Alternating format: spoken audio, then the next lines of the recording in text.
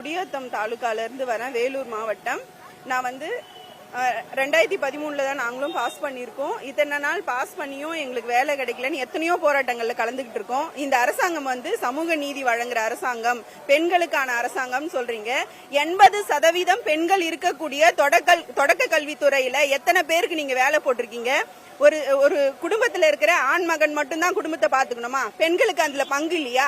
அப்ப என் குடும்பத்தை நான் பாத்துக்கணும். என் கணவருக்கு உடம்பு சரியில்லாம இருக்கலாம், நான் கணவனால கைவிடப்பட்டவளா இருக்கலாம், இல்ல எனக்கு அப்பா இல்லாம இருக்கலாம், அண்ணன் தம்பி இல்லாம இருக்கலாம். எத்தனையோ சூழ்நிலையில கஷ்டப்பட்டு நான் படிச்சு முன்னேறி இந்த இடத்துக்கு வந்திருக்கலாம். கிராமப்புறத்துல இருந்து நான் படிச்சுட்டு வந்திருக்கேன். அப்ப எனக்குன்னு ஒரு சுயமரியாதை இந்த சமூகத்துல எங்க இருக்கு?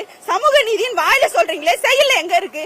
எந்த இடத்துல நீங்க நிரூபிச்சிருக்கீங்க? பெண்களுக்கான அரசாங்கம் சொல்றீங்கல்ல, 80% நாங்க இங்க பெண்கள் தான். இன்னைக்கு எங்க குழந்தை குட்டி எல்லாத்தையும் விட்டுட்டு நாங்க இங்க வந்திருக்கோம். வந்து போறதுக்கு காசு கூட இல்லாம கடன் வாங்கிட்டு வந்திருக்கோம். இந்த நிலைமைக்கு எங்களை ரோட்ல நிக்க வச்சிருக்கீங்களே, இதெல்லாம் சமூக நீதியா? மனசாட்சியே இல்லாதவங்க நீங்க எல்லாம். ஒரு ஸ்மார்ட் ஒர்க் பண்ண தெரியல, 4 வருஷம் ஆட்சி புரிஞ்சிருக்கீங்க. ஒரு ஸ்மார்ட் ஒர்க் பண்ண தெரியலையா உங்களுக்கு எல்லாம்? உங்களுக்கு தெரியலன்னா எங்க கிட்ட கேளுங்க, நாங்க சொல்லி தரோம்.